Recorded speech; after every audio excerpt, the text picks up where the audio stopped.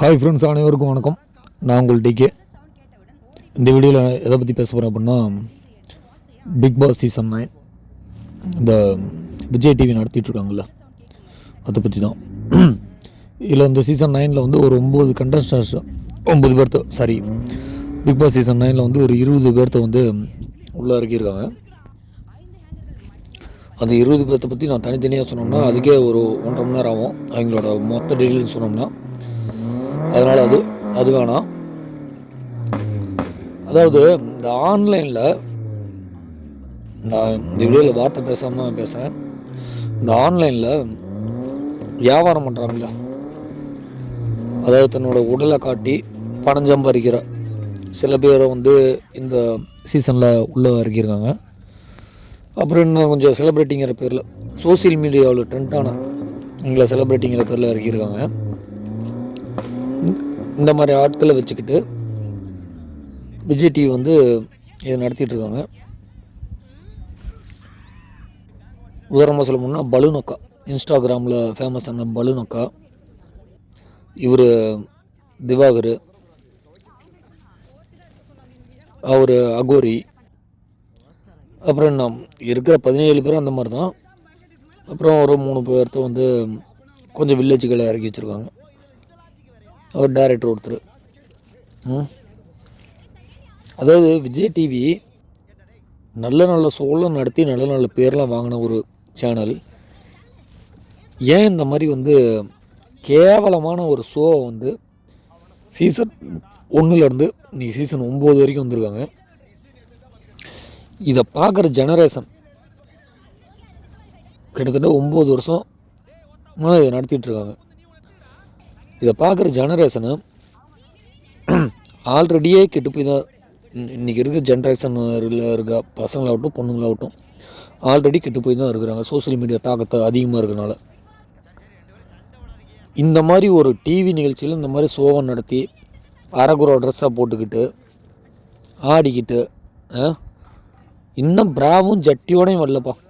அதாவது கோவா, பாண்டிச்சேரி, இந்த யூகேலாம் வாங்க, யூகேலாம் யாராவது வந்திருந்தீங்கன்னா தெரியும், பீச்சுக்கெல்லாம் போயிருந்தீங்கன்னா தெரியும். நம்ம ஊர்லேயாவது நம்ம நாட்டிலேயாவது பிரா ஜட்டியோடு படுத்திருப்பாங்க, இங்கெல்லாம் நியூடாக தான் படுத்திருப்பாங்க. அது மாதிரி இன்னொரு 5 வருஷத்தில் இன்னொரு விஜய் டிவியில் பிக் பாஸ் சீசன் 23 போகும்போது நியூடோடு படுத்துகிற மாதிரி வந்துடும் நினைக்கிறேன். அந்த மாதிரி தான் ஷோ போயிட்டுருக்கு. இவ்வளோ கேவலமான ஷோவை என்ன கருமத்துக்கு பண்ணவனுங்க இந்த விஜய் டிவி காரனுங்க. அதுக்கு விஜய் டிவின்னு சொல்லி ஆன்லைனில் விஜய்டிவி.comனு சொல்லி ஆன்லைனில் ஒரு வெப்சைட் உருவாக்கி அதில் வந்து நீங்கள் வேறு தொழில் செய்யுங்க. இந்த டிஆர்பியோட அதில் உங்களுக்கு டிஆர்பி அதிகமாக இருக்கும். டவுன்லோடுக்கு எவ்வளோ அமௌண்ட்டு, பார்க்குறதுக்கு எவ்வளோ அமௌண்ட்டுன்னு கொடுத்தீங்கன்னா எல்லாம் பார்ப்பானுங்க. அதை நோக்கி தானே போகிறீங்க. மக்கள் வந்து அவ்வளோ முட்டாளாக இருக்கிறோம் இன்ன வரைக்கும். பிக் பாஸ் போட்டான், பிக் பாஸ் பார்க்கலாம் அப்படின்னு சொல்லி நம்ம உட்காந்து நம்பர்னால் நான் பார்த்தது கிடையாது. நான் இந்த வீடியோக்கோசரம் தான் இதை கிராப் பண்ணுது, ஸ்க்ரீன் ரெக்கார்டு பண்ணி போட்டது. மக்கள் வந்து உட்காந்து பார்க்குறாங்க, இதுதான் டிஆர்பி இருக்குது அப்படின்னு அவனும் வருஷம் எடுத்து விட்றான். அவனுக்கு கண்டென்சர் இல்லை, ஆட்கள் இல்லாதனால ஒரு ரோட்டில் போகிற நாய் தெருநாய் பன்னியெல்லாம் கூப்பிட்டு வந்து ஷோ கட்டிகிட்டு இருக்கிறான். அதை உட்காந்து மக்களாக நீங்களும் பார்த்துட்ருக்குறீங்க. இது ஒரு கேவலமான பிழப்பு. தயவு செய்து இந்த ஷோவுக்கு கண்டென்ட் கொடுக்கணும். இப்போ கூலி படம் ரீசெண்டாக கூலி படம் ரிலீஸ் ஆச்சு. கூலி படத்துக்கு சர்டிஃபிகேட் கொடுத்தானுங்களா இல்லையா? ஏன் அதில் வந்து வயலன்ஸ் அதிகமாக இருக்குது, கிளாமர் இருக்குது, கொடுத்தானுங்களா சர்டிஃபிகேட்டு? அது மாதிரி ஒவ்வொரு படத்துக்கு சர்டிஃபிகேட் கொடுக்குறானுங்களா? இந்த ஷோக்கு சர்டிஃபிகேட் கொடுத்தானா? ஏன் இந்த ஷோவில் கிளாமர் இல்லையான்னு கேட்குறேன். அப்போ இந்த ஷோக்கும் சர்டிஃபிகேட் கொடுங்க. 18+ தான் பார்க்கணுன்னு கொடுங்க. கேட்டால் பெண்கள் உடை வந்து போகிறது வந்து தவறா, உங்களோட பார்க்குற கண்ணோட்டம்னு சொல்கிறீங்க. எப்போ இந்த மாதிரி ஷோ பார்த்து தமிழ்நாட்டுக்குன்னு ஒரு கலாச்சாரம் இருக்குது, அதை ஃபாலோ பண்ண வரைக்கும் உங்களை எல்லாருமே கையெடுத்து கும்பிடுவாங்க. அதை ஃபாலோ பண்ணாமல் மீறி போனீங்க அப்படின்னா நீங்கள் வடநாட்டு கலாச்சாரமோ இல்லை அதர் கண்ட்ரி கலாச்சாரமோ எடுத்துக்கிட்டீங்க அப்படின்னா அப்புறம் ஏன் வந்து கற்பழிப்பு நடக்காது, காட்டுறது எங்கே காட்டணுமோ அதுதான் அங்கே தான் காட்டணும். தேவையில்லாத எல்லா இடத்துலையும் காட்டினா கற்பழிப்பு நடக்குது அப்படின்னு ஆண்கள் மேலே பழி போடாதீங்க. அதுக்கு இந்த விஜய் டிவி ஃபஸ்ட்டு முன்னுதாரணம் இந்த விஜய் டிவி தான். இவனுக்கு சேனல் நடத்துகிறானுங்களா இல்லை விட்டுப்பட ஷோ நடத்துகிறானுங்கன்னு தெரில. அது ஒன்று தான் நடத்தலை, இன்னும் இது வரைக்கும் போடல. ஒருவேளை அவனுக்கு அஃபீஷியல் வெப்சைட் ஏதோ வச்சுருக்கானுங்களோ தெரில, அவனுக்கு ஆளை இறக்கி ஆன்லைனில் வச்சுருக்கானுங்களோ தெரில. நைட்டு 10 மணிக்கு மேலே ஷோ காட்டுற சைட்டில் வச்சுருக்கானுங்களோ தெரில, இன்ஸ்டாகிராமில் வச்சுருக்கானுங்களோ தெரில, யூடியூப்பில் வச்சுருக்கானுங்க தெரில. அது விஜய் டிவி காரனுக்கு தான் தெரியும். எதுக்கு இந்த மாதிரி கேவலமான பழப்பழிக்கணும்? அதுக்கு வந்து விஜய் டிவிக்காரன் வந்து ப்ராஸ்டியூட் தொழில் நடத்திட்டு போயிடலாம். விஜய் டிவி ரெட் லைட் ஏரியான்னு சொல்லி ஒன்று வச்சு வர்றவங்க வாங்க, பார்க்குறவங்க பாருங்க அப்படின்ட்டு.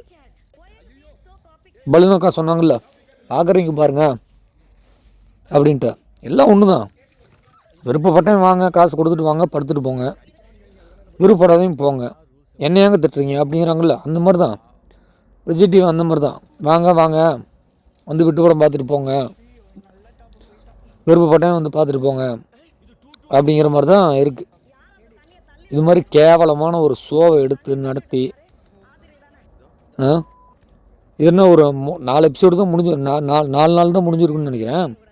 பாருங்கள், நீங்கள் 100 நாளும் பார்க்குறீங்க பாருங்கள். கேடுகட்ட தெல்லவாரி மக்கள் பாருங்கள். பார்த்துட்டு உங்கள் பிள்ளைங்களுக்கு எல்லாத்துக்கும் காட்டுங்க.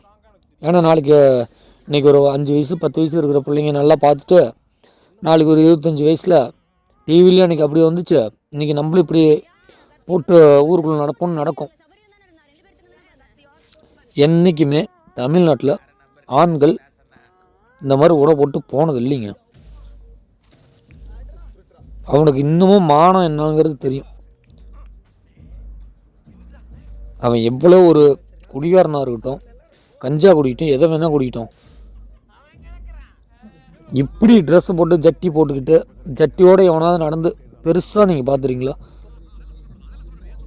ரோட்டில் சொல்கிறேன், காட்டில் வேலை செய்கிற விவசாயிகள் செய்வாங்க. ரோட்டில் ஜட்டி போட்டுக்கிட்டு இந்த மாதிரிலாம் இல்லை. தயவு செய்து அதுதான் சொல்கிறேன். நான் கெட்ட வார்த்தை பேசல, கெட்ட வார்த்தை பேசினா நான் வேறு மாதிரி பேசிடுவேன். பேசக்கூடாது அப்படிங்கிற ஒரே காரணம் தான். இந்த மாதிரி டிவி சீரியலை பார்த்து உங்கள் பொண்ணுங்களை பிள்ளைகளை பெற்ற பெண் தகப்பனார் இதை பார்த்தீங்கன்னா தயவு செய்து, இந்த வீடியோ பெருசாக ரீச் ஆக போகிறதில்ல, ஏன்னா இவனும் ஷேர் பண்ண மாட்டேன். ஓகே, என்னோடய கடமை நான் சொல்லணும். பெண் குழந்தைகள் பெற்றோர் எல்லாருமே பாருங்கள். இந்த மாதிரி சோல்லாம் நம்ம உங்கள் பிள்ளைங்களுக்கு காட்டாதீங்க, தயவு செய்து சொல்கிறேன். இல்லை அதுக்கு மேலே காட்டி நாசமாக போகிறீங்கன்னா போங்க.